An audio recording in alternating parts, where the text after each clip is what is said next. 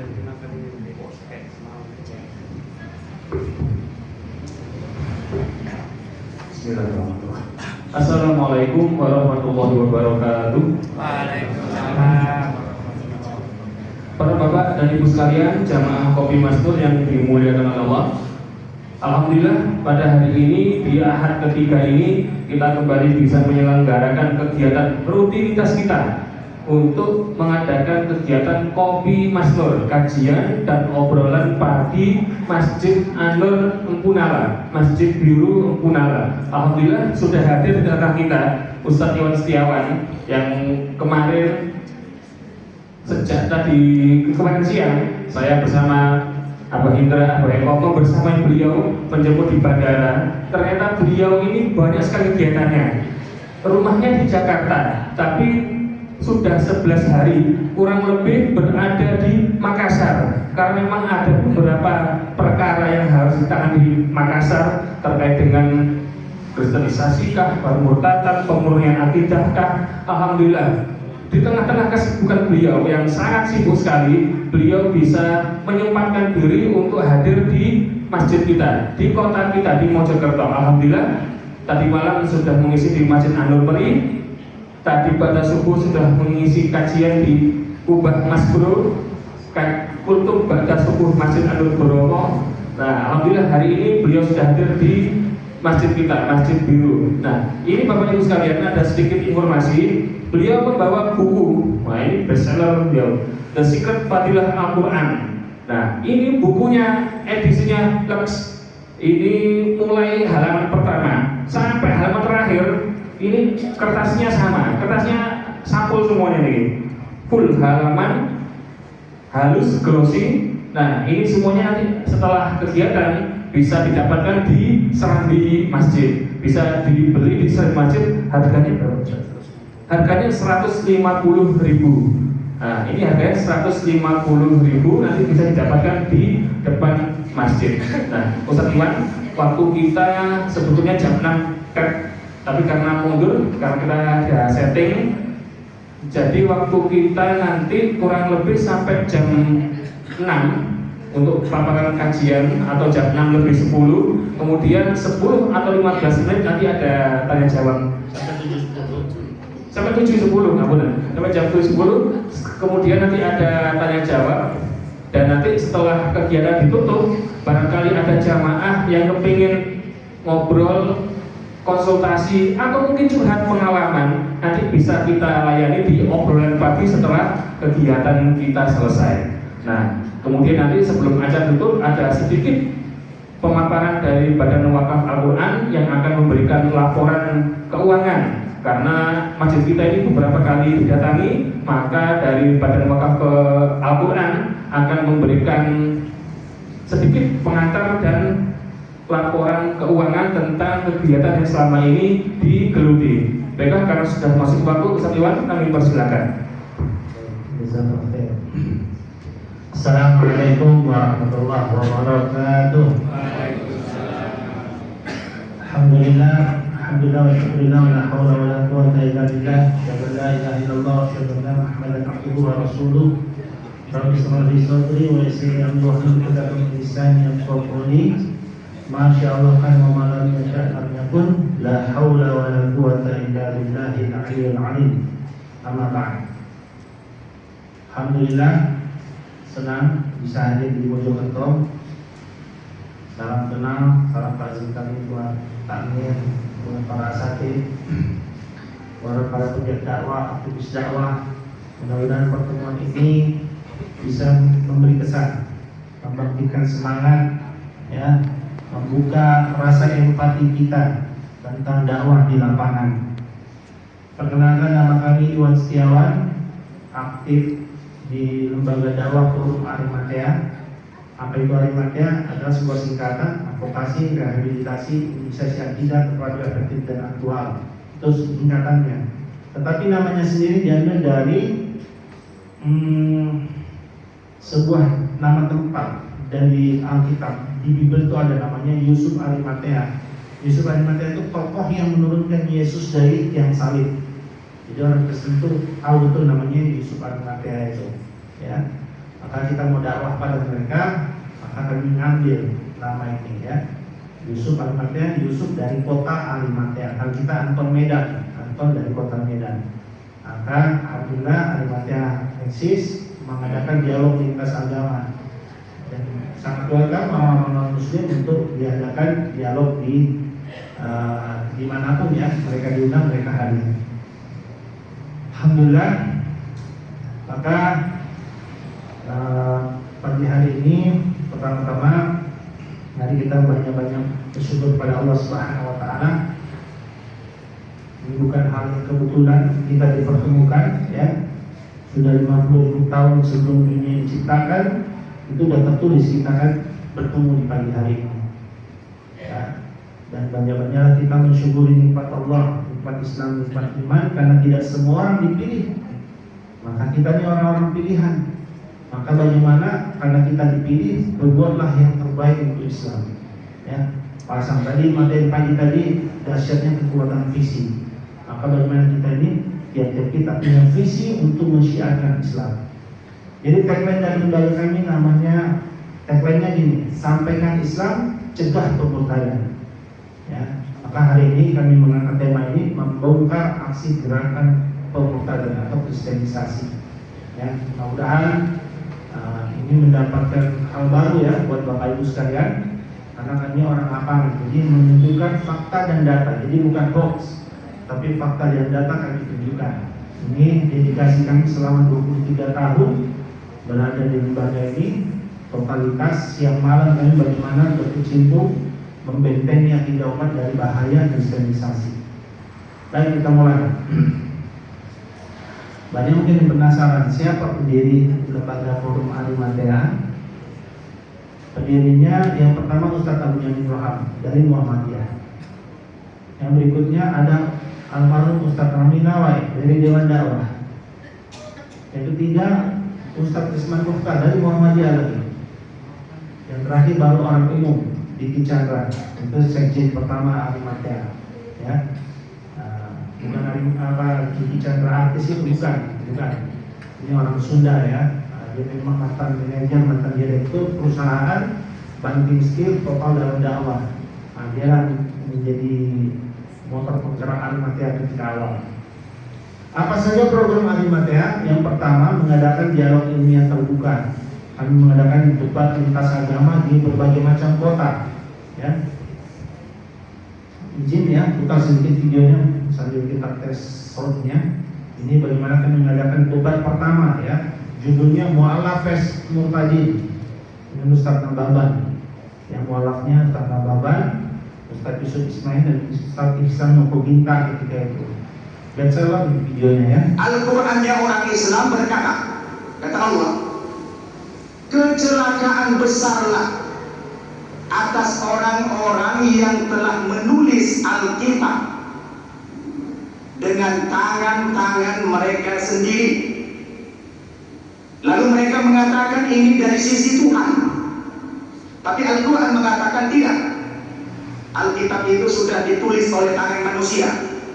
Diulangi lagi oleh Quran, kecelakaan besarlah atas orang-orang yang menulis Alkitab dengan tangan mereka sendiri, dan kecelakaan besarlah atas orang-orang dari apa yang mereka usahakan sendiri.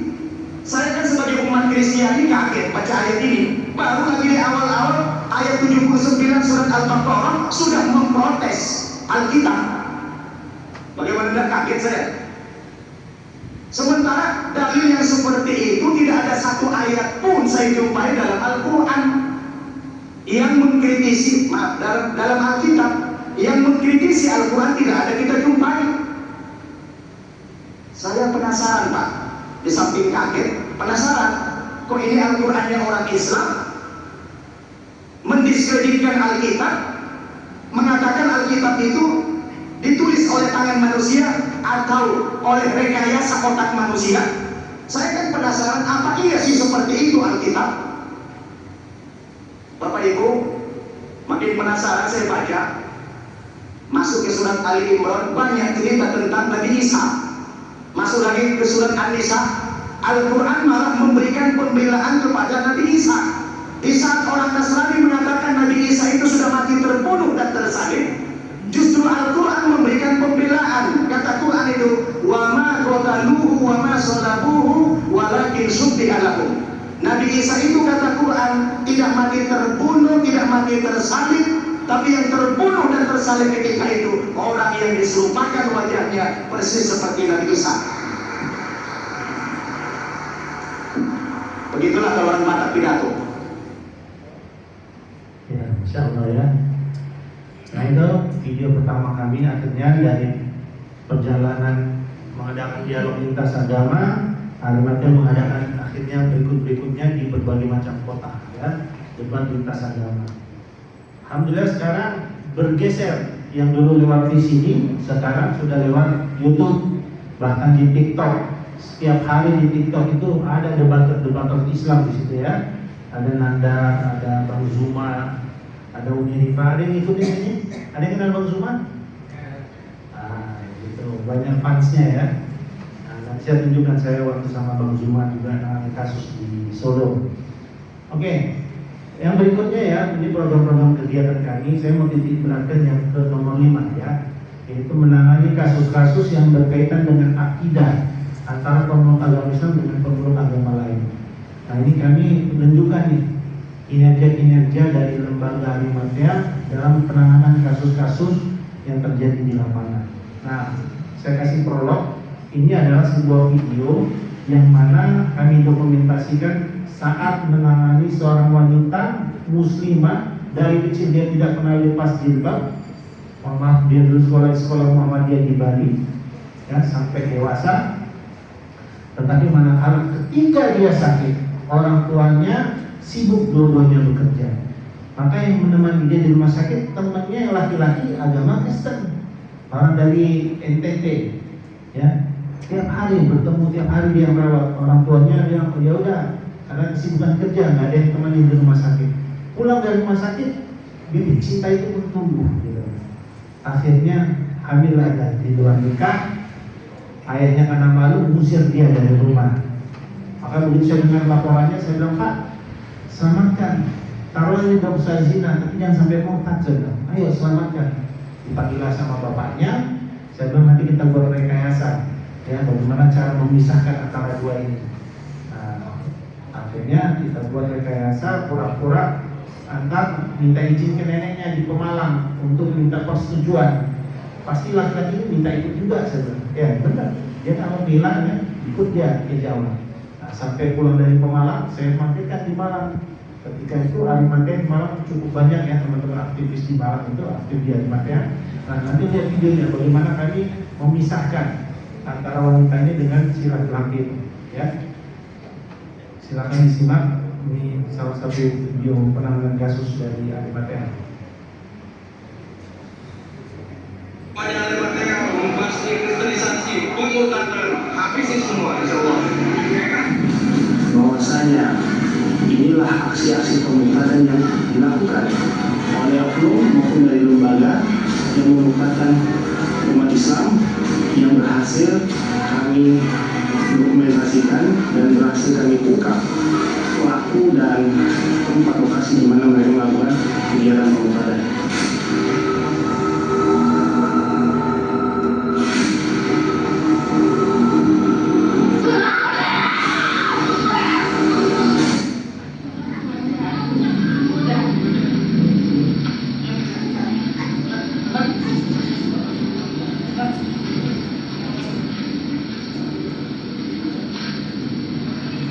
Maaf untuk nanti pulang aja nih, gitu ya. Nanti diatur lagi.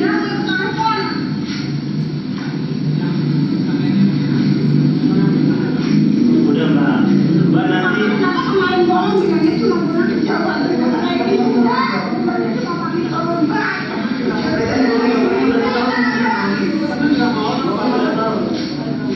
Udah,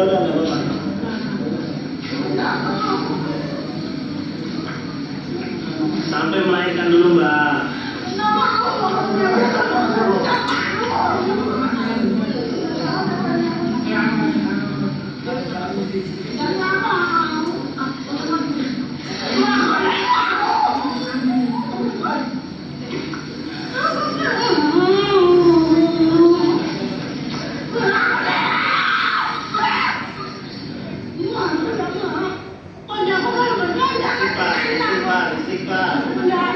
istighfar.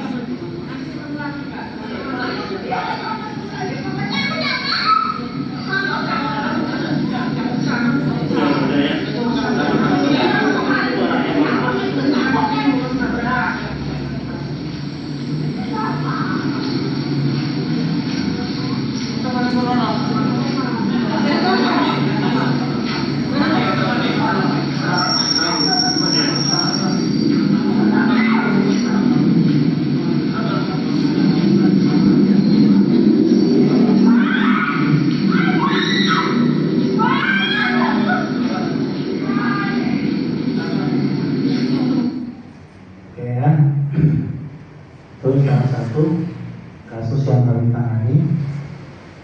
Bagaimana akhirnya? Nah, ini pembelajaran ya. Saya kupas sedikit. Orang seperti ini harus direhabilitasi dulu ya.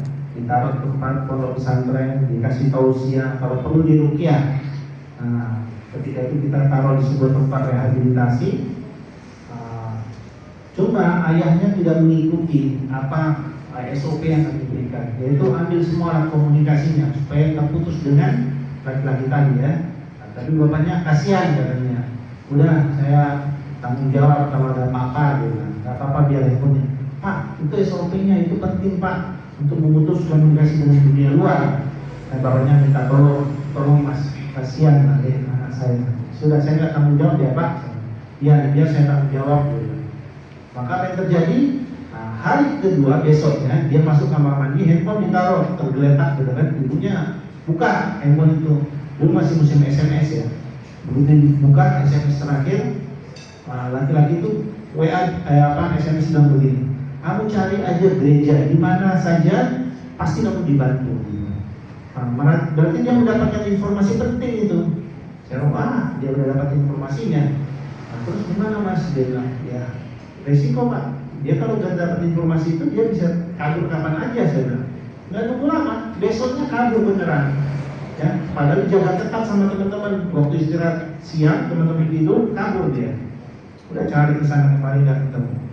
Ya, jadi kalau ada terjadi pada diri kita, ingat alat komunikasi itu penting. Kalau dia murtad dari Islam dalam cengkraman kita, ambil handphonenya. Tetapi kalau dia mau alat, ya, diintimidasi masih di tempat keluarganya, ingat alat komunikasi suruh pegang, hafalkan nomor salah satu dari kita. Itu aja kebalikannya. Mualaf dan mukallaf perlakuannya beda. Jadi alat komunikasi itu penting banget ya. Oke, next ya. Nah, terkait tema ini kita bahas seperti peringatan Allah dalam surat Al-Baqarah ayat 120 yang kita sudah tahu semua ya. Bahwasanya orang Nasrani dan Yahudi itu tidak pernah rela sebelum kita mengikuti milah mereka. Milah itu bisa agama, ada kebiasaan, ya, tradisi. Nah, ternyata pesan Allah ini ada korelasinya dengan konsep dalam gereja. Apa itu dalam Matius ini? Karena itu pergilah jadikan semua bangsa muridku, baptislah mereka dalam nama Bapa, Putra dan Roh Kudus. Ya, dan ini namanya amanat agung. Amanat tertinggi dalam kekristenan. Ya, jadi setiap orang Kristen pasti tahu ayat itu, ya. Dan setiap mereka punya misi untuk menyampaikan pengkabaran Injil, ya, atau membaptis orang sebanyak-banyaknya. Apa target amanat agung digenapi atau berakhirnya kristenisasi tersebut? Dalam buku Transformasi Indonesia, buku ini tahun 2003 kami temukan di Jakarta, ya. Tahun 2020 sebagai tahun penggenapan amanat agung di Indonesia berangsur-angsur berubah dan impian menjadi realitas. Ya. Jadi impiannya dulu Islam dan Kristen di Indonesia itu 50-50. Dan apa yang terjadi di tahun 2020? Munculnya pandemi. Ya. Nah, pandemi itu untuk merusak ekonomi dulu. Ya. Nah, sehingga mudah mereka masuk membuat program-program pendangkalan akidah dan lain sebagainya. Tapi pada Allah menjaga. Ya, alhamdulillah malah orang-orang Kristen malah tiap hari banyak masuk Islam di TikTok, itu bisa dilihat ya. Tiap hari ada yang bersahadat di TikTok. Oke, klaim penambahan umat Kristiani yang berasal dari Islam dalam buku Transformasi Indonesia tahun 2003 sudah sebanyak 7 juta orang. Ya, bayangkan ini klaim mereka. Ya. Dan ingat, gerakan mereka terjadi dan ditemukan di berbagai wilayah seluruh Indonesia. Ya. Semua metode mereka gunakan, semua metode. Ya. Nanti saya tunjukkan ada hidden mission, misi terselubung. Ya. Jenis kasus yang ditangani Arimatea apa saja? Yang pertama orang murtad atau dia mau murtad, lapor ke Arimatea, kita insya Allah bantu. Ya, kita advokasi, kita pendampingan, bagaimana bisa meluruskan lagi pemikirannya, akidahnya diluruskan. Yang kedua, suami kembali ke Kristen. Awalnya menikah karena mualaf, masuk Islam. Baru masuk Islam seminggu langsung dinikahkan. Dan orang tuanya kadang bangga, mantu saya mualaf. Ya, padahal program pura-pura masuk Islam supaya dapatkan wanita ini, dia pulang bawa ke kampungnya, lantas kembali lagi Kristen dan ngajak istrinya untuk masuk Kristen. Seperti siapa? Asmiranda. Ya. Awalnya suaminya masih Islam itu. Ternyata di situ buat kegiatan di gereja, malah Asmiranda dia ajak pindah agama gitu ya. Nah, ini banyak kedok-kedok mereka gini, banyak sekali terjadi dan kita polos kadang umat Islam. Yang berikutnya, nikah dengan laki Kristen. Kenapa kok bisa nikah dengan laki Kristen? Karena hamil di luar nikah. Laki Kristen pasti pasang target. Saya mau bertanggung jawab asalkan anak ibu ikut agama saya. Nah, itu bisa. Kamu harus bertanggung jawab. Iya, saya mau bertanggung jawab. Tapi anak itu harus ikut agama saya. Harus ikut pemimpin laki-laki kan. Nah, akhirnya sudah ada yang awam, karena awam ya sudah menyerahkan anaknya, gitu ya. Tapi yang militan udah tetap dipisah anaknya. Tidak mau dinikahkan, akan terhitung zina seumur hidup kan. Oke, berikutnya mualaf yang dianiaya keluarganya. Ketika dia masuk Islam, ada saja dari pihak keluarga dia yang menganiaya. Terakhir saya nangani yang di Jakarta ya, sekitar setahun yang lalu, orang Chinese ya, dianiaya saya sama ibunya ketika dia sholat. Apa sih kamu sholat begini? Padahal udah lama dia masuk Islam, tapi ibunya tambah lama tambah marah juga. Ditarik jilbabnya, dimarahin. Nah, cuma dia pintar, dia rekam suaranya, teriak-teriak, aduh mama, jangan mama. Akhirnya itu jadi laporan ke polisi gitu kan. Nah, dia minta tolong saya, tolong masuk di grup saya. Lantas saya turunkan tim advokat gitu kan. 3 orang pengacara saya bawa, langsung datang ke rumahnya atas permohonan bantuan gitu kan. Dia tulis surat resmi juga. Alhamdulillah datang ke sana bersama polisi dan dibawa polisi. Wah, jadi debat yang alot gitu kan, karena dia keluarganya yang pihak pendeta. Nah, terakhir tetap dia tinggal di situ, kita merelakan karena pihak keluarganya susah juga kita tembus blokadenya. Nah, tapi dengan satu syarat, boleh dia ibadah. Keluarganya bilang, iya saya enggak membatasi, silahkan bebasnya dia ibadah, tapi harus tetap dikawal karena takut dia kabur dengan cewek ya. Nah, alhamdulillah ini sudah 2 tahun lebih kasusnya. Sampai sekarang belum tuntas juga. Dia pengen keluar dari rumah itu karena keluarganya Katolik semua. Ya, lanjut ya. Nah, berikutnya ada mualaf palsu atau mualaf gabungan. Banyak sekarang bermunculan. Ya, datang ke masjid kita mau syahadat di sini. Wah, namanya takmir kadang senang. Wah, dapat hidayah. Padahal dia modus, ya. Nah, jadi harus bisa bedakan Pak, mana mualaf beneran, mana mualaf gabungan. Kalau dia masuk Islam di sini, ya, dan dia orang daerah sini, insya Allah aman. Yang biasa bermasalah itu dia dari negeri anta berantah, dari Banyuwangi lah, dari NTT lah, dari Bali, dari Medan. Saya dari Medan. Kemarin saya mimpi bertemu dengan Nabi Muhammad. Nah, saya pengen masuk Islam. Oh, itu kan kita dapat hidayah. Padahal ngibul ini ya. Nah, akhirnya disadarkan, dapat uang dan lain sebagainya. Nah, jadi ternyata ini misionaris. Jadi bukan misionaris itu dananya besar Pak. Misionaris itu banyak kita yang biayain.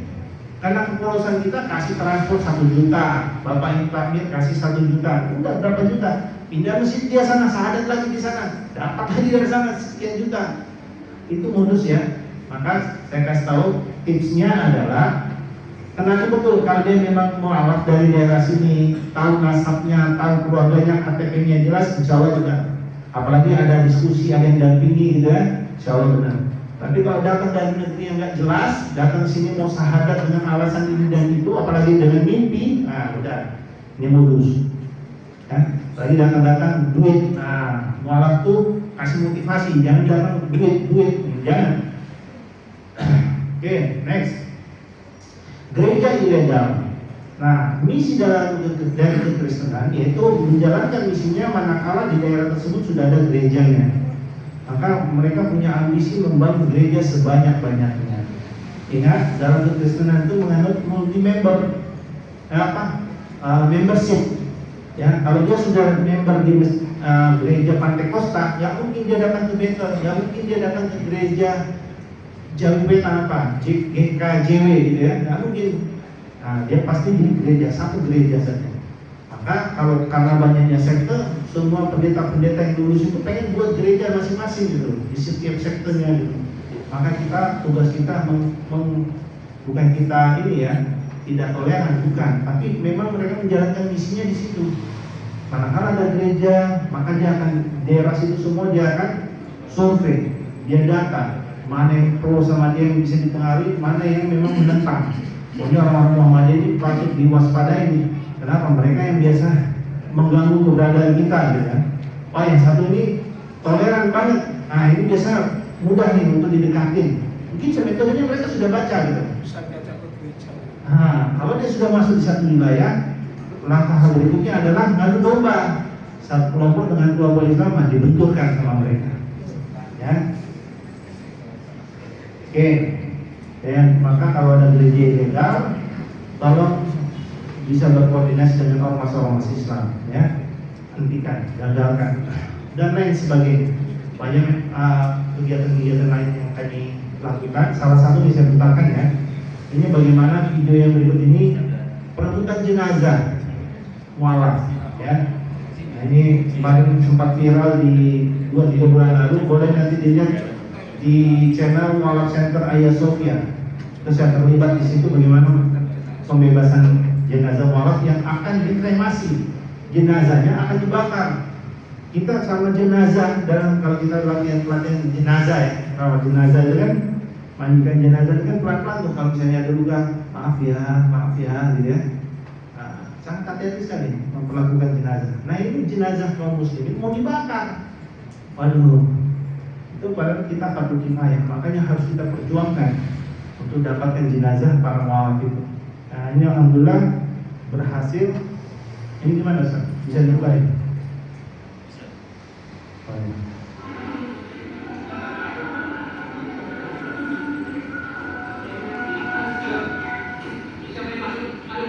Ini Katolik ya, Chinese dengan Katolik keluarganya. Selain keluarganya dia sudah kembali ke Katolik, tapi dia nggak punya bukti, makanya kita bisa minta dengan baik-baik lah. Kita bawa KTP-nya, kakaknya, bahkan surat kematiannya itu agamanya Islam. Itu keluarganya mau kremasi, ya. Ini bersama Mualaf Center Hagia Sophia. Penontonnya kemarin saya lihat ada 700.000 lebih di YouTube ya. Inilah ya, kita bisa bekerja sama dengan lembaga manapun. Ya, karena kita punya empati, kepedulian. Manakala ada saudara kita mengalami musibah, bahkan kematian pun harus kita jaga betul, lindungi betul, penuhi hak-haknya. Stop pemutaran menghalalkan segala cara. Mereka menghalalkan segala cara untuk mencapai visi dan misi mereka dalam memurtadkan umat Islam. Berikut ini video yang terekam jelas dari kegiatan Car Free Day di Jakarta. Di kegiatan Car Free Day saja mereka berani terang-terangan ya melakukan kegiatan misi, ya, menyampaikan misi mereka, pengkabaran Injil. Ini seorang ibu menawarkan Yesus sama ibu nenek-nenek yang sudah pakai jilbab, jelas pakai jilbab. Tawar ibu, percayalah Yesus, gitu. Terekam sama anak muda ini terekam.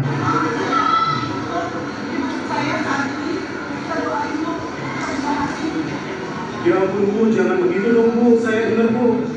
Kenapa Ibu tahu Ibu dia pakai kerudung disuruh percaya Yesus? Dan diperhatikan, dia tak panik. Kenapa? Dia punya tim. Dia minta maaf, tapi dia ada timnya buat hijabnya. Dia nggak lari ya, keluar ke kanan. Itu sudah di briefing semua gitu. Bagaimana metode melakukan dakwah on the street, ya?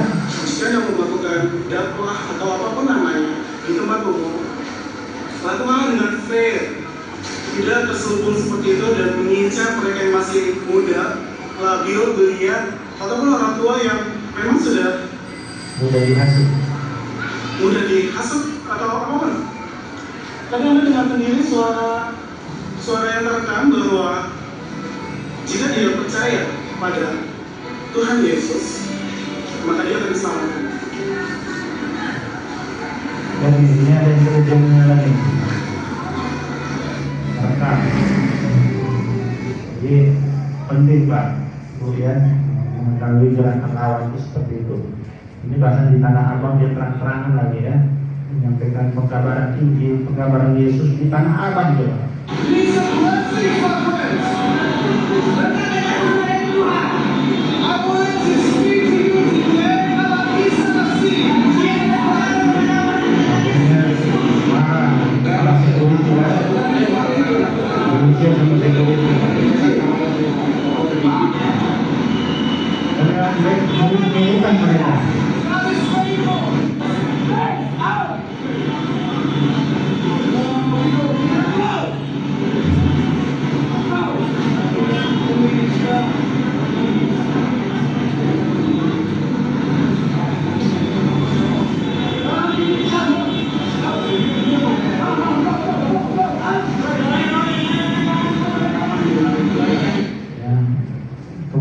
Peduli ya, kalau enggak tuh kan terus saja dia mensiarkan terang-terangan ya. Jangan dikira itu cuma kata-kata saja. Ingat, mereka juga menggunakan ilmu hipnotis, menggunakan sihir. Nah, nanti saya tunjukkan video-videonya ya, yang tidak disadari oleh kaum muslimin ya. Dikira selama ini kristenisasi hanya pakai sembako atau uang ya, atau perkawinan. Tidak, mereka mengupgrade terus ya.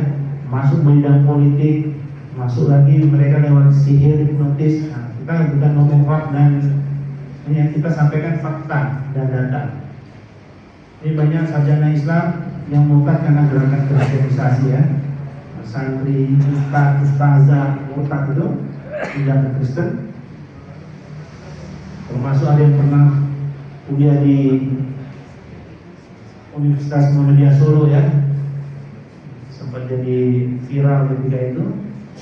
Nih nama-namanya ada Ahmad Suwito, santri Miftahul Ulum Jombang, murtad. Tom Wirem dari Gontor, ya. Rois Angkatan Laut Surabaya. Ini masing-masing profilnya ada di data kami ya. Tampil masjid pun murtad. Ya. Nih banyak santri-santri yang murtad banyak. Jangankan santri, ya. Ini nomor 14 Haja Khairiyah SAG Mubalighah dari Situbondo juga murtad. Ya, nomor 19 Syahrir Ramadan Ustaz murtad, naudzubillah. Saifuddin Ibrahim ya. Itu yang saya cerita tadi ya, ambil sampai S2 malah murtad ya. Jadi guru besar dia anti Al-Zaitun. Nah. Ya, ini hidayah ini mahal ya, hidayah mahal. Organisasi para murtadin dia buat PMH, Persatuan Mantan Haji ya, PKI, Kesatuan Kesadaran Iman, Perdebatan Kristus, Ikatan Perdebatan Mantan Muslim. Itulah ya, mereka buat lembaga-lembaga dan mereka bangga murtad dijadikan jargon di mana, di gereja-gereja. Bahwa ini ada Muslim dihafal Quran, akhirnya pindah ke Kristen dan lain sebagainya. Banyak hoax mereka. Oke, ini adalah sebagai salah satu contoh gerakan para murtadin yang menjadi ujung tombak menuai jiwa atau pemurtadan. Yang paling sukses dalam gerakan misi gereja di Indonesia dia murtadin loh. Tapi begitu banyak pengikutnya di tanah air. Siapa dia? Namanya Pendeta Yesaya Pariaji. Dulu sering di TVRI dia muncul ya. Setiap hari Minggu, hari Ahad itu dia buat kebaktian. Ini anaknya semua itu misionaris semua ya. Yesaya Pariaji. Nah, mengapa hari mati menyimpulkan Pendeta Yesaya Pariaji adalah murtadin paling berhasil menjadi tombak pemurtadan sekaligus yang paling berbahaya untuk gerakan penuaian jiwa di Indonesia ya. karena dia menggunakan pendekatan pengobatan ajaib, ya, gitu ya. Ini kalau murtadin itu Pak, dia punya daya pengaruh itu kuat. Makanya kenapa dalam Islam itu hukum orang murtad dari Islam apa hukumnya? Halal dibunuh, gitu ya. Kenapa? Karena begitu membahayakan penyesatannya. Nah, makanya dulu di zamannya Musailamah Al-Kadzdzab, ya, nabi palsu, di zaman para sahabat, Musailamah cuma dapat 10.000 pengikut. Tetapi Naharul Rajal itu, ya, yang sudah ditugaskan sama Abu Bakar untuk memerangi Musailamah, malah jadi pengikut. Pengikutnya yang dia rekrut malah lebih banyak daripada sang nabi palsu. Sang nabi palsu cuma 10.000, dari Musailamah dari Ar-Rajal itu 40.000. Jadi 4 kali lebih dahsyat dia punya pengaruh para murtadin ini, ya. Oke, pertama kenapa paling berbahaya Tiberias ini? Dia memiliki gereja Tiberias dengan jumlah cabang dan jemaat terbanyak di Indonesia. Yang kedua, moto dan misi gerejanya adalah membentuk jamaat yang misionaris. Yang ketiga, memiliki sekolah teologi sendiri yang sejalan dengan misi gerejanya yang misionaris. Yang keempat, pendekatan misi gerejanya lebih kepada penyembuhan ajaib. Mereka menyebutnya mukjizat, yang terbukti banyak umat Islam yang murtad karena awalnya melalui keajaiban pengobatannya, ya. Ini, ya, mereka mengajak masuk Kristen lewat pengobatan ajaib. Ini majalah mereka, terbitan mereka. Semua yang banyak di situ adalah para murtad yang memiliki kesaksian. Penyakit istanku sembuh, keluargaku bertobat. Maksudnya bertobat itu murtad semua, pindah ke Kristen, gitu ya. Oke, saya tunjukkan bagaimana sih metodenya dia. Mereka, saya ini menggunakan namanya minyak urapan dalam setiap aksi timnya, ya. Minyak urapan ini ketika kebaktian bawa minyak, semua bawa nih. Ayo angkat semua, angkat botolnya, kan. Didoakan, dibacakan mantra-mantra. Arah panjang tuh dia bacakan mantra-mantra. Setelah itu air ini, manakala kita datang di rumah mereka berkunjung bertamu, ya, dibuatkan kopi, ditetes airnya. Buatkan teh, tetes airnya. Supaya apa? Supaya terjamah kita dengan Roh Kudus, gitu ya. Menurut dia itu Roh Kudus, Roh Tuhan. Menurut kita ya jin, ya, menggunakan sihir. Nah, karena videonya saya tunjukkan videonya, ya. Inilah kegiatannya Yesaya Paryaji. Dalam kebaktiannya mesti semua jamaatnya disuruh bawa air. Nangis pada apapun kurang pertama, ya, punya pesan. Angkat semua air. Kalau dalam yang ada seorang kurang kaya raya punya bisa masak. Dan memakai dasar yang dia adalah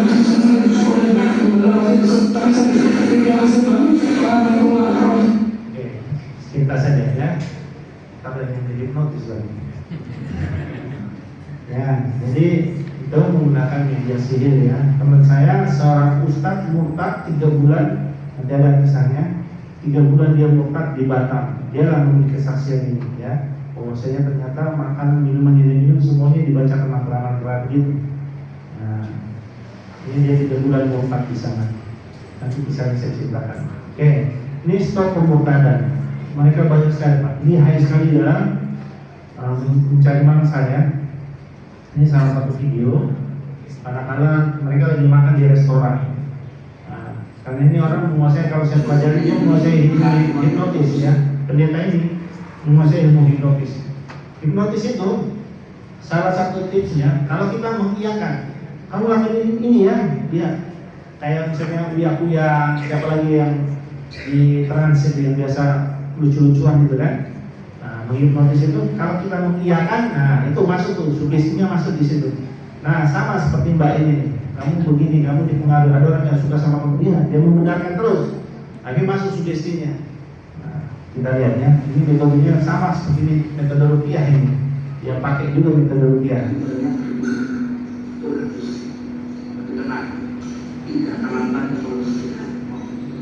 Karena ini pengen terus lagi mau.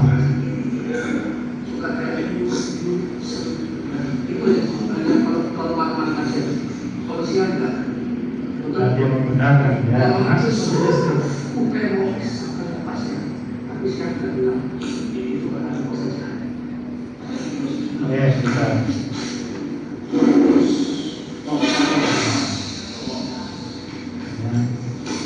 Ini roh jahat keluar. Tuhan saya keluar. Yang ini perempuan, tapi saya melihat terjawab jahat dan apa yang saya katakan dari Tuhan itu benar. Yang puji Tuhan dan dia mengakui kebenarannya dan dia dipulihkan Tuhan malam hari ini. Puji Tuhan.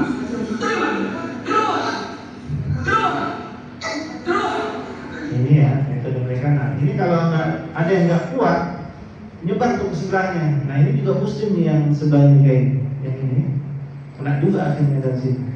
Member. Keluar. Ya, mana? Tenang. 1, 2. Ini mulai reaksi yang kedua.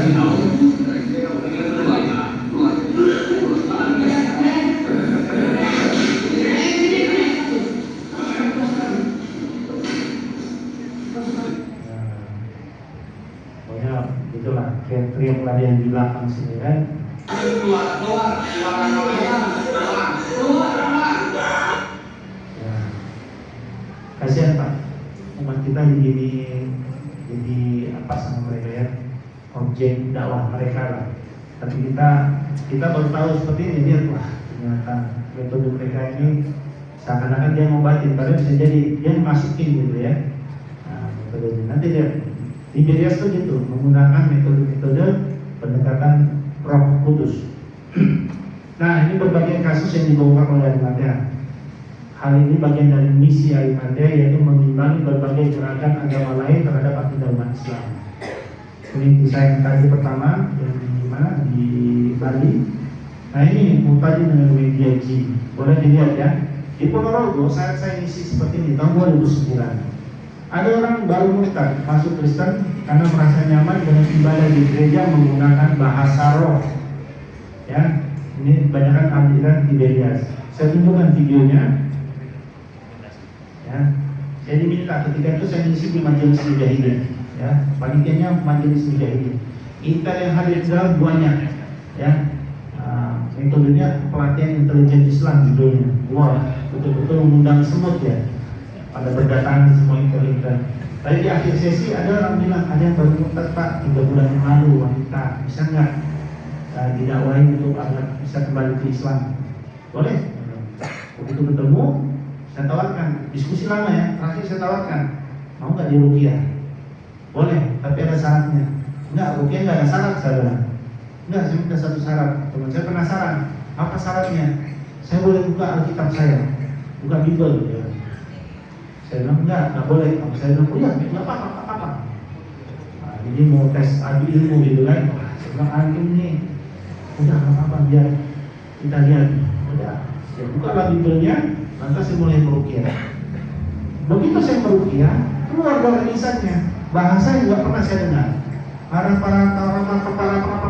gitu. Saya kaget. Saya lihat tulisannya bahasa Indonesia, tapi yang keluar dari mulutnya bahasa itu. Selesai ruqyah, nggak reaksi, saya tanya, apa itu tadi? Itulah bahasa roh. Bahasa roh kudus. Roh Tuhan yang masuk dalam tubuh kami. Aduh, saya bilang, pembodohan, mana ada Tuhan disuruh-suruh masuk begitu, saya bilang. Itu jin, saya bilang. Percaya, ini roh Tuhan. Lihat videonya ya. Jadi saya dulu karena jadi aktivis sering ada kasus saya dokumentasikan, Nah, ini alhamdulillah jadi bisa saya tunjukkan fakta dan datanya.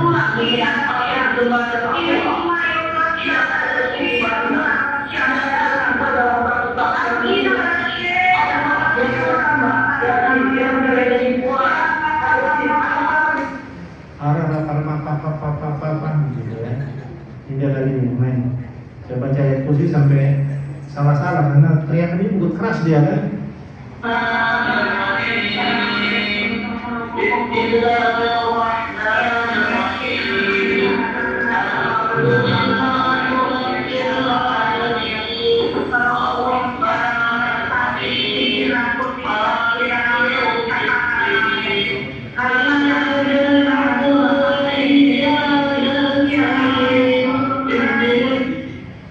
Anak agama di Ponorogo murtad. Ya. Dulu pakai jilbab dan pas jilbab pakai. Ya. Jadi naudzubillah ya. Bayang-bayang mereka terus bergerak itu silent ya, terselubung, tersembunyi. Maka kita harus waspada. Ini lagi masuk Islam dengan niat menikah dan memurtadkan ya. Jadi kita jangan polos-polos juga Bapak Ibu ya. Jangan mendapatkan husnuzon kalau sama musuh-musuh Allah ini ya. Harus waspada gitu ya. Ini tahun 2011. Seorang pemuda dari Gili Timor Leste masuk Islam karena telah dia masuk Islam karena telah menghamili seorang muslimah temannya di pencak silat. Namun ketika kami berikan untuk dia boleh menikah, syaratnya yaitu dia menunjukkan dia mau sholat selama 3 bulan ya. Mau belajar Quran, belajar Islam, boleh saya bilang nanti menikah. Tapi tunjukkan dulu lebih serius belajar. Nah, apa yang jawabnya? Oh enggak, saya enggak sholat Pak. Kenapa? Saya sama seperti Islam KTP yang lain, mereka juga enggak sholat tuh. Jadi mau ngebohong itu nggak pandai gitu loh. Dengan polos dia bilang, ini mau ngarang-ngarang pura-pura masuk Islam doang. Nah, padahal teman saya sempat terpengaruh semua, mau dinikahkan. Kenapa? Ini sudah masuk Islam ya. Dia siap bertanggung jawab. Saya bilang, terus planningnya apa? Kita menikahkan minggu depan. Wah jangan, saya bilang. Itu apa? Pura-pura saya bilang. Tapi teman-teman bilang, Iwan apa sih? Tinggal Iwan sendiri yang nggak setuju gitu kan? Nah, saya dikirim videonya, lihat videonya. Dia main mata sama temennya pasca syahadat. Saya lihat dia main mata. Saya nggak percaya, saya bilang. Maka saya sampaikan, tunjukkan sama saya syarat 3 bulan itu. Belajar Quran, belajar Islam, mau sholat, saya kasih dia boleh menikah. Akhirnya semua teman-teman setuju. Satu waktu pun dia mau sholat, ya, aku sudah, kita kasih. Ini lihat, perempuannya dari Lumajang. Ini dalam hamil lagi 8 bulan ya. Ini yang dari Timor Leste. Pria Timor Leste ini pura-pura masuk Islam hanya untuk menikahi wanita yang telah dihamilinya.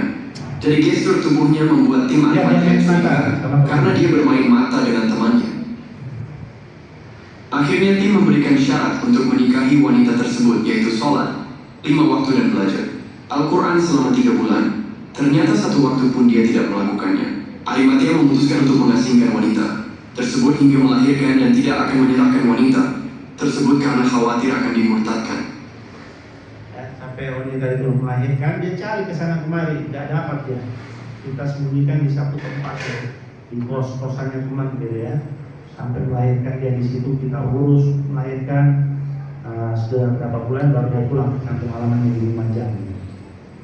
Gitu ya. Nah ini yang saya cerita tadi, seorang ustaz ya, sangat militan. Kalau dia di atas mimbar, wah membakar luar biasa, ya luar biasa dari Makassar. Dia kenapa bisa murtad?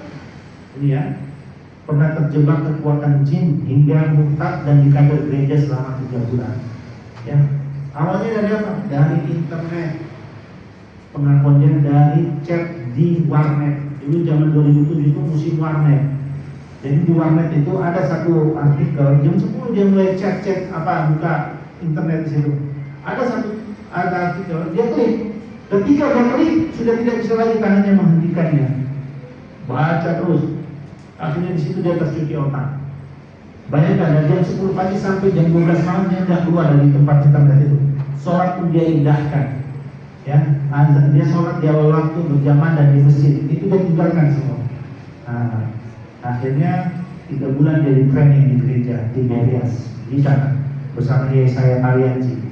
Dia diwujudkan kata luar biasa karena luar biasa bahasa Arabnya ya, hafalan Qurannya luar biasa. Jadi dia bilang dia nggak sholat sekali-sekali aja dia sholat isya sekali-sekali, dan dia di dalam hatinya itu dia kayak terkurung dalam kerangkeng. Dia yang bukan menguasai tubuhnya dia. Jadi sekiranya yang kalibat kulu sampai kulu pada alat ini yang syarif kulu pada alat tawati rasul itu aja sekiranya aja. Tapi saya nggak bisa menguasai tubuh saya gitu. Hingga suatu saat dia keluar dari gereja main-main di ruko. Di ruko itulah ada ketemu orang itu tumbuh dadanya. Gagal kota ini, kamu mau dimurtadkan gitu. Dia kaget sakit kan. gitu. Terus dia cari yang pukul mana? Cari, nggak ada. Hilang orangnya gitu. Nah dari situ mulai jalan gitu kan. Kamu mau dimuntahkan, kamu tinggal sampai langsung dia connect gitu kan. Nah di tangannya tinggal ada handphone satu itu aja. Dia taruh ke konter, dia jual handphonenya, berangkat dia ke Jakarta, datang ke Libya. Karena dia dimulai dari Makassar, dan di sana ada Stiba, kalau di Jakarta Libya. Nah dia diduki oleh 23 orang di situ. Ya. Wow, pengamuk dia seperti apa ya, kesehatan, ada 1000 jin. Ada koloni sudah di dalam tubuhnya gitu. Kenapa? Dia makan, konsumsi selama di dunia itu semua makanan-makanan mengandung sihir tadi. Ya, minyak urapan itu punyanya Tiberias. Alhamdulillah begitu diruqyah, akhirnya dia sadar, akhirnya gabung di Arimatea. Ya, tapi sekarang sudah nggak lagi di Arimatea. Nah, ini ya satu sekelas ustaz saja dapat dimanfaatkan oleh mereka ya. Ini permohonan pencarian anak hilang. Nah ini nanti masih ada waktu saya kan. Tahun 2004 ada seorang ibu mencari anaknya yang hilang. Anak ini menggendong bayinya yang masih kecil, lari dari rumah, meninggalkan rumah, nggak bisa dilacak karena dia sudah sering menyanyi lagu-lagu kebaktian gereja gitu kan. Ibunya khawatir dia murtad, lapor ke Polda Sumatera Utara, nggak dapat titiknya di mana, nggak dapat gitu kan. Lapor ke MUI, nggak ada tindak lanjut, lapor ke FPI, ke tempatnya Habib Rizik. Oleh Habib Rizik telepon Arimatea bisa nggak bantu cari anak ibu ini. Oleh Arimatea ketika itu ada seorang mantan agen intelijen, baru tobat ceritanya. Dia dari intelijen CIA, ya, tobat, lapor ke Arimatea pengen bantu dakwah. Nah, dia ditugaskan, bisa kalian mencari orang?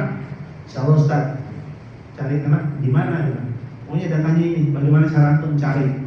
Masya Allah, hanya dalam 7 hari dia temukan wanita itu di Kota Malang. Ya, namanya Intel kalau sudah bilang A1, udah bener itu. Ya, udah terlatih kan. Dia nyari dapat di Kota Malang. Ini caranya. Dan dari video inilah saya ketika itu gabung di Arimatea itu saya nonton video ini. Ya, ini kisah pertama saya tertarik gabung di Arimatea. Ada lembaga seperti ini gitu. Dia melakukan investigasi. Oh, gereja inilah ya, Injil Batu ini ya, yang melakukan misi investigasi. Ini orang tuanya ibu ya, yang lapor ke Habib Rizik. Nah ini tim Arimatea Malang berkoordinasi karena sudah tahu titiknya kan, bagaimana cara masuk ke dalam ya, nanti negosiasi bagaimana. Nah ini atas kita masuk, ini wanita ini yang bawa anak bayi. Dan mereka gentlenya pendeta di sana turun Pak, backup gitu.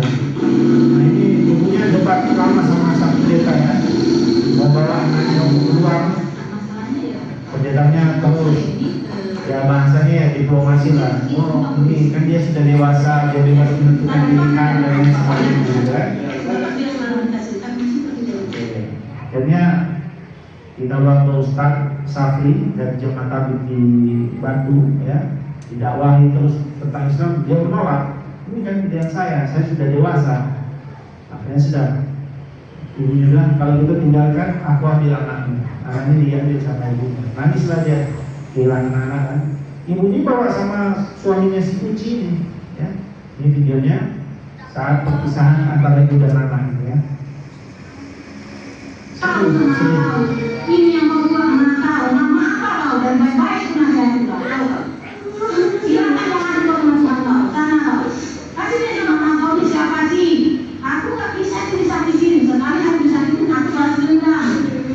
Udah aku bilang aku kan ajaran tanpa bibir kasih berikan. Itu orang goblok yang punya prinsip itu. Tanpa bibir nggak salah, lawan orangnya. Kita tengok kalau nanti kau tengok siapa sih tahu. Bukan sama uji coba yang siapa. Sudah berdoa ya Allah. Perpisahan ya. Sudah berdoa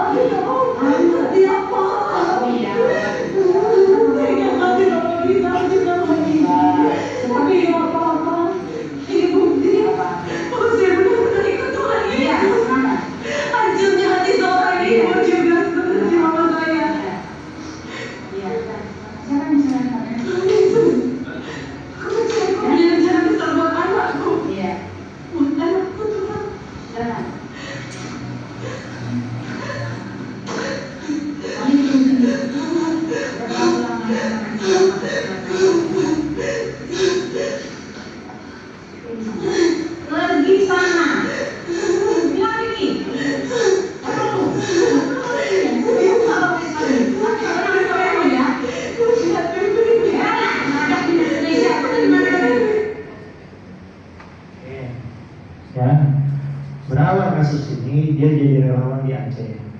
Ya, ketika dia jadi relawan, dia sering sakit kepala. Dari NGO-nya itu memberikan obat sakit kepala. Nah, banyak ditemukan di kamarnya ternyata obat sakit kepala itu. Jadi waktu dia ditemukan di Malang, ibunya berangkat ke Malang itu bawa tuh obat-obat itu. Nah, sampai di Malang cari lab. Ini obat apa sih yang dikonsumsi anak saya ini? Tanya di lab, kepala labnya tanya, Bu, ibu dapat obat ini dari mana? Itu anak saya sering konsumsi. Bu, ini obat terlarang. Ini obat psikotropika. Gitu. Kok bisa dipakai anak ibu? Wah, dia kalau sakit kepala dikasih itu juga. Ini Bu, salah satu fungsi obat ini dapat menghapus memori otak. Nah, wah, ini kan wah, pantas memorinya dia tentang Islam kehapus sedikit gitu. Nah, ya banyak obatnya di kamar itu, gitu ya. Ini mereka tuh menghalalkan segala cara. Kalau tadi ada sihir, ini dengan obat psikotropika. Oke, hanya misalnya. Moto perjuangan kristenisasi. Karena kita bagikan domba yang hidup di tengah-tengah serigala, maka kita harus cerdik seperti ular dan tulus seperti merpati. Ini slogan mereka ya. Ular itu bukan cerdik, ular itu licik. Ya, cara-cara mereka itu licik, beda dengan cerdik. Gitu. Dia menghalalkan segala cara. Ya, ini namanya penyusupan, infiltrasi. Ini salah satu contoh. Mereka banyak masuk di ormas-ormas Islam. Kenapa? Belajar dari kisah dulu. Ya, belajar dari dulu Sukarno-Bronya ya, yang di Aceh. Dia intelijen Belanda, belajar Islam sampai ke Mekah, pulang dari Mekah, mengajarkan Islam di Aceh, mengajak rakyat Aceh untuk tidak berjihad melawan Belanda. Akhirnya mudah ditaklukkan Aceh ketika itu. Nah, sekarang digunakan sama mereka lagi. Mereka memasukkan di ormas-ormas Islam ini penyusup-penyusup. Maka kalau masuk di Muhammadiyah, jaga baik-baik. Lihat kanan kiri Bapak coba, ada nggak penyusup? Ya. Nah, ini contohnya nih di Al-Haramain. Ya, dia datang ke Al-Haramain. Saya pernah ngadakan nih di Pujon pelatihan intelijen Islam. Tapi itu sudah lama ya, masih materi awal saya dulu, tahun 2008, 2009 saya mengadakan pelatihan di sana. Pasca pelatihan, tiba-tiba laporan dari seorang Ustaz Iwan, ini ada mualaf datang ke pondok kami. Coba Ustaz dicek ini mualaf dari mana atau bukan? Saya kan Ustaz sudah belajar ilmunya saya. Ya, mumpung Ustaz di Malang nih, coba cek dulu Ustaz. Oh, udah ketika itu insting mungkin masih tajam ya, masih muda gitu ya. Insting saya mungkin pas lah, Allah kasih petunjuk gitu.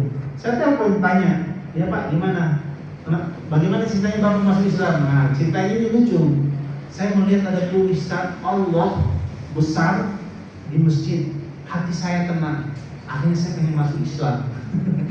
Jadi orang awam kalau bicara begitu masih percaya kan? Nah, kalau kita ini kan mainan kita hari-hari ini gitu. Aduh ini modus ini gitu kan. Nama Bapak siapa saya bilang? Nama saya Musa Ansori. Dari mana? Mojo Agung. Dekat ya. Nah, Mojo Agung. Oh, Musa Ansori. Saya jadi ingat sesuatu. 10 hari sebelum itu, Kiai Lutfi Basori Alwi, NU garis lurus, tahu ya? Biasa tulisannya banyak tuh. Lutfi Basori Alwi itu yang punya pondok pesantren Singosari Malang. Itu ada telepon saya 10 hari sebelum itu ya. Bahwasanya ada orang masuk Islam di tempat beliau, dia kasih hadiah segala macam, terus janji mau bawa 30 keluarganya mau syahadat di situ. Ditunggu Gus Lutfi 2 hari, 3 hari, 4 hari, nggak ada nongol gitu kan. Nah, di hari seminggu lah gitu baru Gus Lutfi telepon saya, Mas begini ceritanya ini. Wah, Gus Lutfi mah memang jadi target mereka sebenarnya, terpetakan sama mereka, pasti datang ke situ sebenarnya. Jadi ini benar nggak? Ah, modus tuh Gus gitu. Nah, akhirnya saya ingat kan, ini Gus Lutfi kemarin 10 hari yang lalu telepon nih, saya telepon balik, Gus, itu yang kemarin syahadat namanya siapa? Gus Lutfi hadir. Oh, namanya Musa Ansori ya. Wah, kok sama? Ini orangnya ada di Haramain saya bilang. Oh, Mas Iwan kesini. Saya punya buktinya dia bersyahadat, ada videonya, ada KTP-nya. Datang ke sini. Wah, sudah. Jadi ini karena pengalaman ya. Nanti makanya saya ajarkan tentang pelatihan intelijen Islam itu penting ya, teman-teman biar tahu itu. Namun saya merekayasa, saya suruh teman-teman berangkat ke sana dari Majelis Mujahidin, dari FPI, ya, dari Alimat yang Malang semua berangkat ke Pujon. Ke Haramain. saya ke Gus Lutfi dulu ngambil barang bukti gitu kan. Datang. Begitu saya datang ke Harmai, wah mereka lagi debat sama si mualaf ini. Teman-teman panas gitu kan, wah diajak debat. Wah. Begitu dengan saya datang, si mualaf ini kenapa dia mau menunggu saya? Saya juga pakai gula-gula.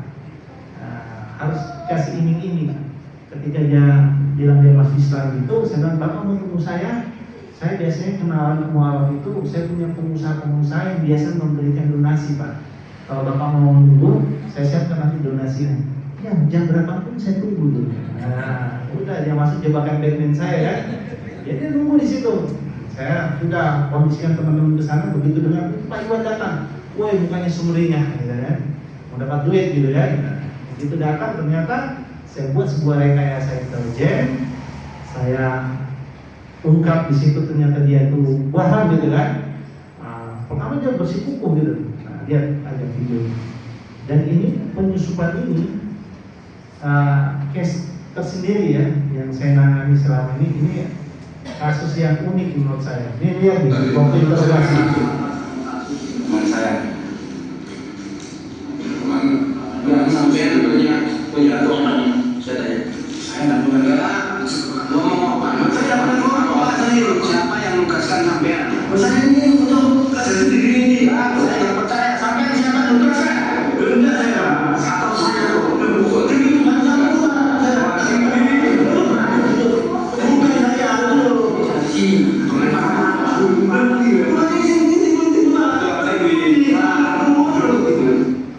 orang lagi marah dia pukul saya, pakai lagi intensi tinggi kan, udah langsung kasih jab, panis langsung dia ya. Tapi ada pembuktian bagaimana caranya interogasi ya. Izinnya ini agak sedikit vulgar tapi mudah-mudahan jadi edukasi ya. Ini metode, makanya saya nggak berani posting di YouTube atau di media sosial karena ini bisa kena delik hukum gitu. Ini saat saya menginterogasi, dia diinterogasi, benar nggak dia masih Islam gitu kan? Ternyata bulat, panjang lah dia tetap bersikukuh gitu kan. Teman saya sampai ngancam, kamu bisa saya pukul nanti. Karena sudah malam, saya percepat lagi ya karena waktu juga. Karena sudah malam saya percepat. masih lagi ngomong. Saya tunjukkan tekniknya. Ini teknik ya, teknik interogasi.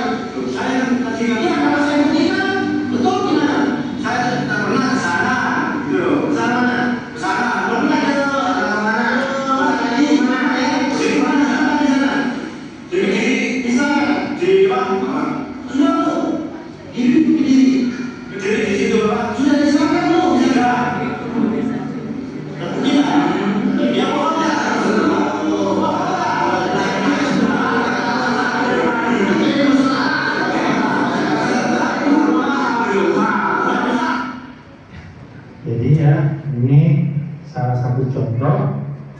Saya tidak langsung menunjuk, kamu pernah diislamkan di Singosari, tempatnya Gus Lutfi. Enggak, tempat lain dulu saya omong gitu. Ternyata ngomong tempat lain aja udah ngaku dia pernah sahabat di situ, apalagi yang di Singosari gitu kan. Ternyata begitu saya tanya, jujur sudah berapa kali masuk Islam? 10 kali? Lebih. 20? Lebih. 50? Lebih. Jadi modusnya masuk Islam untuk cari uang, gitu ya. Nih ya, judulnya. Ternyata sudah keluar masuk Islam lebih dari 50 kali.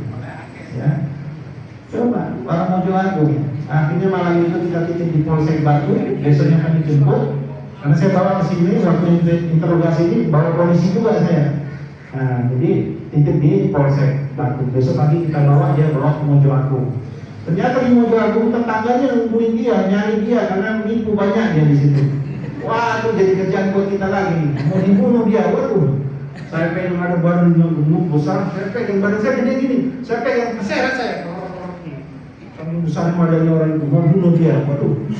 Nah, jadi urusan kita. Akhirnya sudah itu nggak berkah jadinya, ya buat agama jadi mainan. Oke, ini yang baru-baru ini viral, ya. Ini sama, kenal Bang Zuma? Ini yang namanya Bang Zuma. Kalau lihat di TikTok dia pakai masker tuh semana-mana, Bang Zuma. Oh, dia apologet Islam nomor 1 sekarang ya, debat sama pendeta manapun, keok sama dia. Ini saya minta dia untuk memberikan testimoni mengajak umat Islam untuk tentang menutup Holy Land. Holy Land ini ada tanah suci ya, tanah suci. Mereka buat tanah suci di Karanganyar coba di Solo. Holy Land bangun di atas lahan 50 hektar. Ya, coba. Ini kita menolak, padahal udah mulai berdiri itu bangunannya, salib-salibnya banyak gitu kan. Ada yang kayak Kolosiumnya Romawi, ada yang seperti Al-Aqsa, masjidnya, gerejanya itu, wah, udah banyak bangunan-bangunan. Nah, oleh kita umat Islam menolak, dicabut izinnya sama bupati. Tapi cabut sementara, kita umat Islam ini kan dicabut selamanya, gitu ya. Akhirnya Bang Zuma suara di situ hebat. Kita suarakan, akhirnya geger lah. Video ini diambil sama orang salib, masuk di YouTube banyak video-video saya sama Bang Zuma ini ya. Inilah orang-orang intoleran, orang mau buat wisata religi, ya dihalang-halangi dan sebagainya. Ya, di situ dia bangun kawasan di tempat 99% umat Islam. Dia bangun di situ, namanya Holy Land. Tentunya ini berharap petugas atau pekerja yang masuk di situ adalah orang Islam semua kan. Sehingga mudah dia Kristen kan. Nah, kita tahu lebih dulu, kita taat. Mungkin itu Bapak Ibu, ini sekarang waktunya tanya jawab. Silakan, Pak.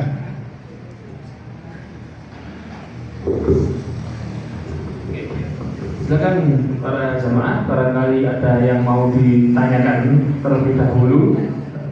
Oh, Mas Mike maju. Yang pertanyaannya yang nyambung sama materi ya. Pertanyaannya nggak boleh ngeladur. Assalamualaikum warahmatullahi wabarakatuh. Pakai mic aja Mas, biar jelas. Assalamualaikum warahmatullahi wabarakatuh. Assalamualaikum. Ini ada seorang artis. Ini mohon maaf nih, ini saya kakak. Ini saja nih Ali Aulia. Dulu kan dia muslim, terus sempat murtad tuh gara-gara ini dunia malam kayak DJ atau gara-gara kebanyakan.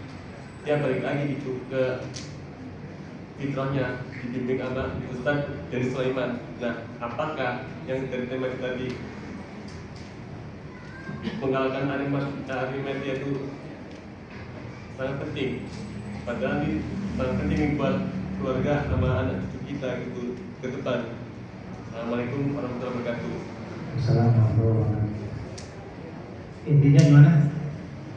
Ada orang, artis malam. Ya, itu malam kemarin sempat murtad terus balik lagi ke Alhamdulillah. Sama Ustaz dari Sulaiman. Ustaz dari Sulaiman teman saya. Iya. Jadi kalau ada kasus dia telepon. Jadi saya koordinasi. Nah, jadi begini, ini bagus informasinya. Di tempat klub-klub malam itu banyak bergerilya para misionaris, ya pendeta. Kan mereka kan senang musik-musik, ya nyanyi-nyanyian di gereja itu tinggal pindah sedikit tuh, pindah ke kafe, ke diskotik ya.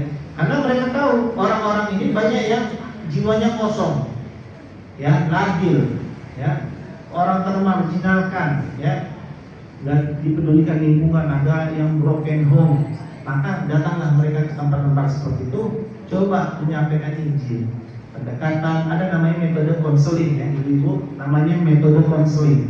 Konseling itu seorang konselor itu dilatih betul bagaimana memberikan solusi-solusi buat setiap orang yang memang bisa dipengaruhi untuk tidak agama.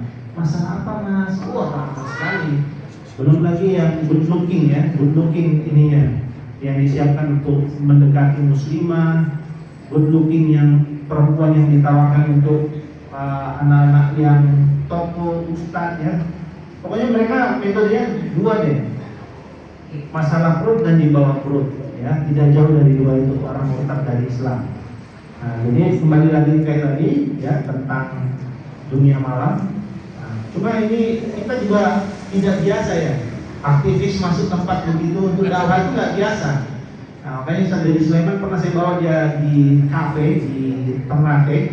Ada orang bilang ini ada kafenya. Mas, ayo mas, saya panggil Dedi Sulaiman tuh, mas kita dakwah di kafe gimana? Ayo. Wah, di situ dia dibolehkan pegang mic, ceramah di dalam kafe itu. Ceramah nyanyi dulu kan. Wahai manusia, gitu ya. Jangan engkau tertipu daya. Panjang lagunya, habis itu dia pegang mic, dia ceramah di kafe. Oh, semoga dapat amin, semoga begitu ya. Nah, tapi tidak banyak orang yang siap mentalnya untuk masuk ke kafe karena fitnah juga. Nah, jadi orang-orang itu banyak di dalam sana para misionaris dan para pendeta. Oke, terima kasih mas masukannya. Selanjutnya dari jamaah sekalian, monggo Pak Gustin, silakan. Bahkan bisa maju Pak, kesani semua bisa mendengar.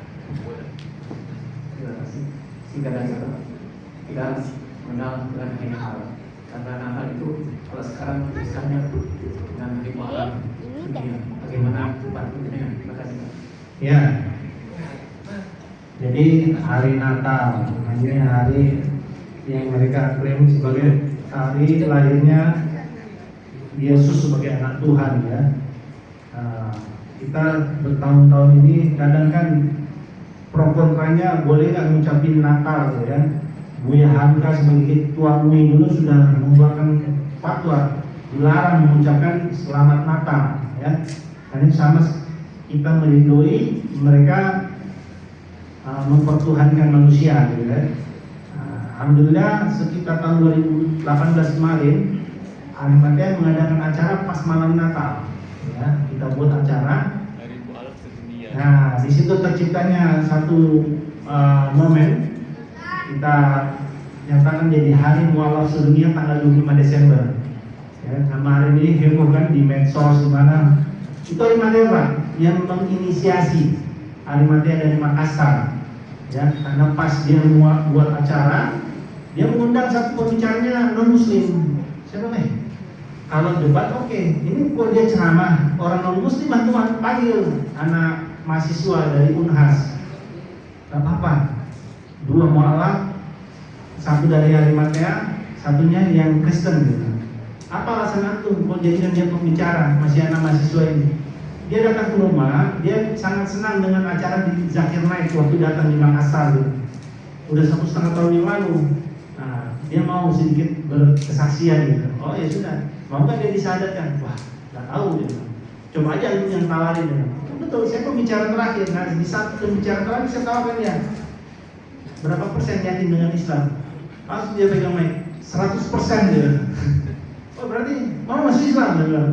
Saya mau gitu. Udah jadi tidak ada rekayasa, langsung mau masuk Islam. Udah kita sadarkan malam ini.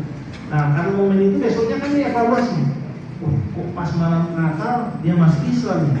Biasanya dia berbahagia karena malam Natal kan, hari lahirnya Yesus. Nah sekarang dia malah nih. Gimana? Di situ tercipta ide. Udah kita buat aja 25 Desember hari mualaf sedunia. Gitu ceritanya. Ya. Tapi Alhamdulillah. Barangkali para jamaah sekalian, terakhir Pak Budiman ya. Nanti kalau misalkan ada yang mau disampaikan di luar forum, nanti bisa di forum ngobrol. Setelah pengajian selesai, nanti bisa ngobrol sama Ustadz, bahkan mau curhat atau mau cerita pengalaman pribadi, bisa disampaikan pada sesi obrolan nanti. Nah, untuk yang terakhir, misalnya Pak Budiman, monggo. Assalamualaikum warahmatullahi wabarakatuh. Singkat saja Ustaz. Kita ini kan tidak paham Ustaz. Tadi disampaikan mualaf gadungan. Nah, gimana mengantisipasi itu ketika nanti suatu saat mungkin masih kita kedatangan seseorang yang mengaku mualaf dan meras minta bantuan atau minta tolong. Ini kita kan tidak paham bagaimana ini mengantisipasinya Ustaz, supaya kita ini terlepas dari itu. Terima kasih. Assalamualaikum. Assalamualaikum warahmatullahi wabarakatuh. Pertama memang kita harus tahu dulu ya, kayak tadi kalau dia wilayah orang sini KTP-nya, yang penting nasabnya itu jelas.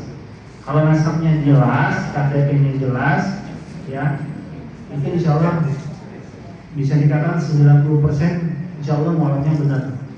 Tapi yang kalau nggak jelas datang ke tempat kita minta bantuan, nah itu harus diwaspadai. Itu pertama. Yang kedua, hati-hati yang kadang mualaf-mualaf heroik kisahnya. Dia membuat cerita itu yang wah gitu, sehingga membuat kita terpesona, ya. Nah itu biasanya banyak juga yang mencari simpati. Begitu kita sudah dapat hati kita sama dia, apa aja yang diajukan, kita jadi kayak terbius, terhipnotis, beri bantuan dan lain sebagainya. Suatu ketika saya pernah tinggal sama komandan Laskar Kristus wilayah Timur. Ini video kalau saya lanjutkan materinya ada. Dia menyusup di tempatnya Ustaz Abu Bakar Basir, 2 tahun di Majelis Mujahidin. Coba, sepuas Majelis Mujahidin tidak tahu bahwasanya adalah komandan Laskar Kristus. Ya, waktu dia keluar dari Majelis Mujahidin, 10 komputer hilang dalam satu malam. Ya, karena husnuzon ya, karena husnuzon. Dan dia punya 8 wanita di Majelis Mujahidin. Bayangkan, 8 wanita, ada yang poligami, ada yang kawin cerai. Qadarullah kita bawa dia ceramah 2007 di Solo. Padahal kita mau ceramah kemana-mana mau dia, masuk Solo nggak mau dia, takut. Karena dia cari-cari sama Majelis Mujahidin. Akhirnya kita garansi, udah kita jaga keamanan antum. Kamu itu kan sudah mualaf sekarang. Isilah dia dapat Majelis Mujahidin. Terungkaplah itu. Dia menghilangkan 10 unit plus menikahi 8 wanita di Majelis Mujahidin. Nah, ini menikahi wanita kan harus ada wali. Kenapa walinya menikahkan sama ini? Ternyata pintar Bapak Ibu ya. Dia mempengaruhi itu, memberikan iming-iming. Saya punya rumah 8 miliar. Bayangkan 8 miliar di tahun 2002. Bukan sebenarnya itu 8 miliar kalau dijual. Ayo kita pakai untuk dakwah, beli kendaraan operasional, beli tanah untuk pondok pesantren dan lain sebagainya. Ini iming-iming. Jadi pamannya kasih nikah sama ponakan, abangnya kasih nikah sama adiknya dan lain sebagainya, ya. Tapi zong semua, nggak ada keluar. Nah, jadi bagaimana caranya? Hati-hati dengan statement-statement yang sangat heroik. Dia pernah ceramah pertama itu saya kaget Pak. Dia ceramah begini. Ini saya kan namanya masih awal gitu ya, masih awal bergelut dalam dunia misiologi dan kristenisasi. Dia ceramah di depan kami semua, kita buat pelatihan gitu ya. Dia ceramah, ketika saya masuk Islam, saya lari dikejar-kejar di Magetan. Ada di sana hutan larangan ya. Ada hutan larangan. Saya masuk ke dalam. Sampai di dalam gelap gulita. Saya ketakutan dia bilang. Ketakutan nggak mau dibunuh. Nah, dalam lelahnya saya tertidur gitu ya.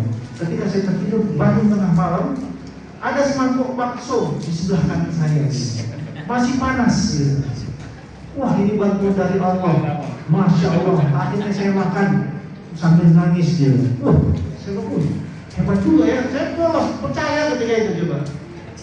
Kok bisa gitu ya? Nah, besok pagi baru saya keluar dari hutan itu. Ada angkatan udara, ada markas angkatan udara. Di situ ada musola. Saya sholat di situ. Nah, ketika sholat, selesai sholat subuh, ngobrol sama ini bahwasanya dia masuk Islam kan. Maka begitu berpisah saya dikasih uang 500.000. Nah, habis pelatihan saya bawa dia keliling di sini mesin lain gitu kan. Dia dikasih uang 750.000 katanya. Dengan kisah yang sama loh. Kisah yang sama dikasih 750.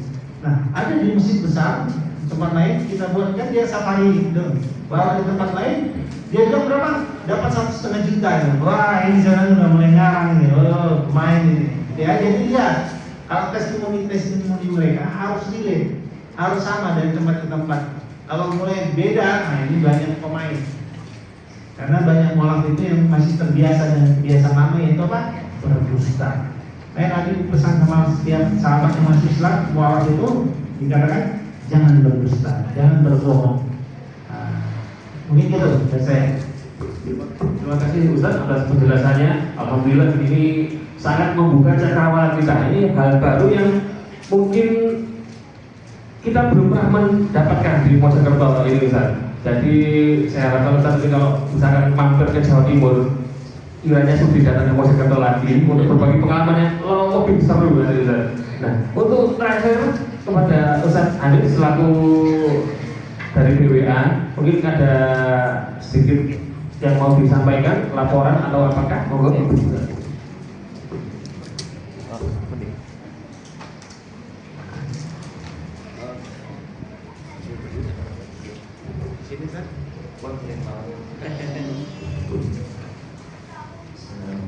Assalamualaikum warahmatullahi wabarakatuh. Monggo disingkirkan Bapak Ibu sambil sarapan ya. Karena jamnya sarapan ya. Ini di sela-sela sarapan kami atas nama Badan Wakaf Al-Quran khususnya untuk wilayah Mojokerto ngaturaken matur sembah nuwun sedaya atas dukungan serta kontribusinya dalam gerakan wakaf Al-Quran ke pelosok negeri khususnya di Indonesia. Dan juga kami ucapkan terima kasih banyak pada Pak Abdul dan juga Pak Ekos, jajaran pengurus takmir, ibu-ibu juga yang juga mendukung kami pada waktu itu. Kami hadir di sini dengan Ustadz Arifudin Anwar dari Mu'alaf sampai Flores. Nah, kalau beliau asli ya. Jadi bukan malam gandungan. Dan cerita-cerita beliau juga relate ya. Dari masjid ke masjid. Dan kemarin juga kita November dengan Ustadz dari Purnamawati, ternyata temannya Ustadz Iwan juga. Tapi dapat salam hormat dari beliau dan sebagainya. Dan ini kami sampaikan Bapak Ibu perolehan wakaf selama 2025 kemarin. Yang pertama, alhamdulillah untuk wakaf Al-Quran dan pembinaan kita telah mendistribusikan 540.000 Al-Quran. Ya, setengah juta lebih, Ibu. Nah, sebetulnya Indonesia masih kurang. Kenapa? Indonesia butuh 6 juta Quran per tahun baru bisa dicetak 1,7 juta Al-Quran. Nah, makanya gerakan wakaf Al-Quran itu juga seiring dengan gerakan pembinaan dan benteng akidah dari saudara muslim kita yang lain, khususnya di pedalaman. Nah, kami juga pembinaan Bapak Ibu. Nah, ini kita kirim ke Sumatera Utara, Sulawesi Selatan, Kalimantan Utara, Nusa Tenggara Barat, Kepulauan Papua, Jawa Timur, Jawa Tengah, Yogyakarta, Sulawesi Tenggara, Sulawesi Utara, Maluku Utara, Gorontalo, Kalimantan Tengah dan Lampung. Dan alhamdulillah Bapak Ibu, kami pada waktu bencana Sumatera kemarin tahap pertama kami distribusi 3.100 Al-Quran. Itu gak hanya Quran Bapak Ibu, tapi juga obat-obatan. Mereka juga butuh sehat, sembuh. Jika Al-Quran juga sembuh sama juga logistik. Nah, dan tahap kedua kemarin 5.000 Al-Quran. Berikutnya Ibu, Bapak Ibu, ada wakaf air. Kita juga telah kontribusi untuk 2.327 jiwa yang kami resmikan di Oika Kupang, Nusa Tenggara Barat, di Patingke, Sulawesi Tengah, di Ogolau, Sulawesi Tengah, dan di Pangrejo, Blitar, Jawa Timur. Dan kami pernah memiliki proyek di Tuniun Flores yang memanfaatkan itu mayoritas non muslim. Awalnya dikira air Islam ya, jadi bukan air urapan yang memasukkan roh tadi ya, tapi air Islam. Dan alhamdulillah atas bantuan Ustaz Arifudin Anwar, kami berhasil meresmikan proyek di sana. Dan itu manfaat luar biasa ya. Jadi syiar. Siapa tahu mereka juga kerasukan kebaikan sih kepada Islam. Jadi bukan sihir nih Bapak Ibu, kita tidak menghalalkan sihir ya, seperti orang-orang kafir tadi ya. Ya sangat ini. Nah ini Bapak Ibu. Kemudian kita ada wakaf khusus dakwah, ada 2 unit motor dakwah yang kita kirimkan kepada dai-dai di pedalaman, serta kita membangun dan merenovasi 9 pondok pesantren. Nah, ada juga beasiswa untuk pelajar, 70 pelajar, dan kita juga mengadakan camping anak langit untuk anak yatim piatu 420 anak langit. Terakhir di hutan Cemara di Prigen Pasuruan. Berikutnya ada 88 penerima manfaat terbantu untuk biaya pengobatan, serta ada 5.188 penerima manfaat terbantu juga untuk sedekah manusia.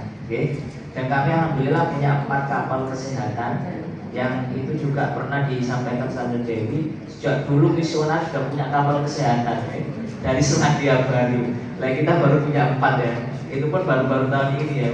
sementara misionaris dan tahun-tahun yang lalu. Nah ini Bapak Ibu, oke. Kemudian zakat bertuber. Untuk zakat karena BWA bukan ambil zakat, karena kita ada nadir wakaf, maka semua perolehan zakat itu kita tasarufkan kepada mustahik sebanyak 847 mustahik.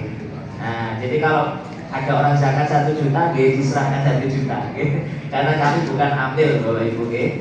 Kemudian untuk di Gaza Palestina, kita telah membantu 1.765 jiwa, dan kami harapkan di tahun 2026 ini panjenengan semuanya turut berkontribusi terus, karena program kita berkelanjutan.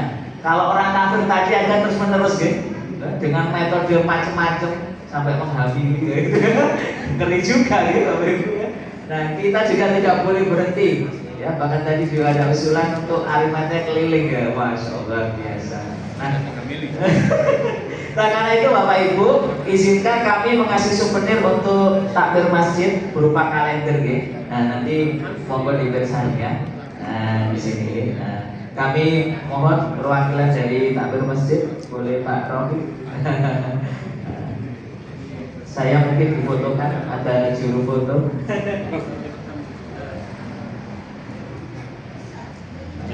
Pak Eko nih juru fotonya.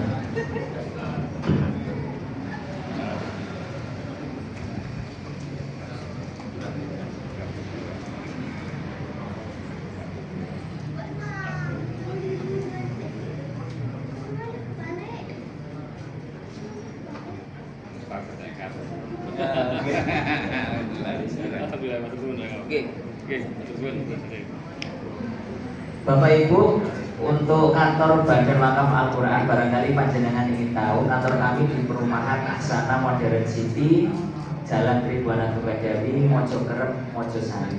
Selatannya Polres.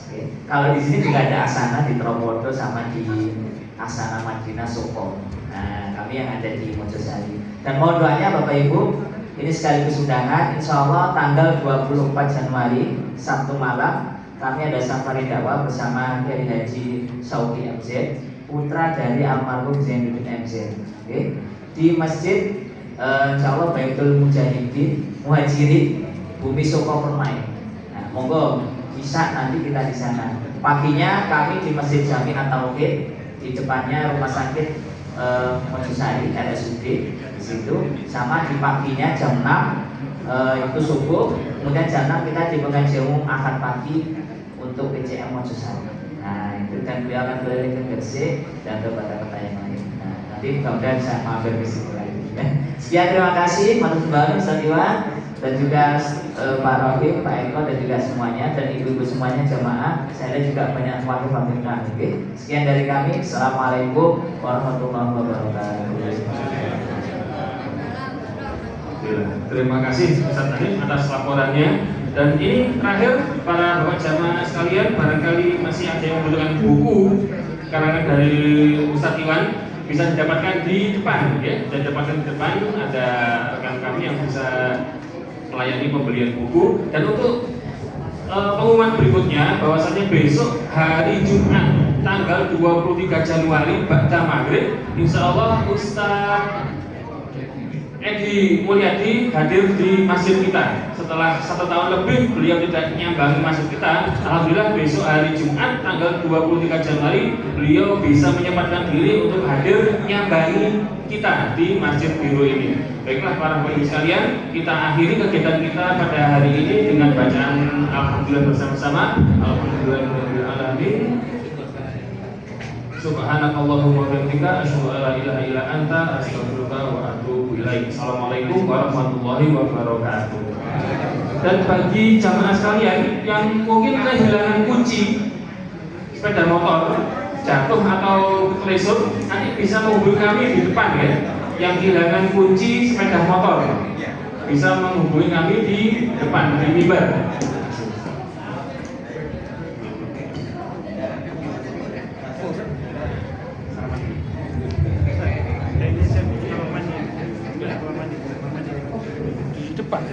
Kita kamar mandi khususnya masih belum ready ya.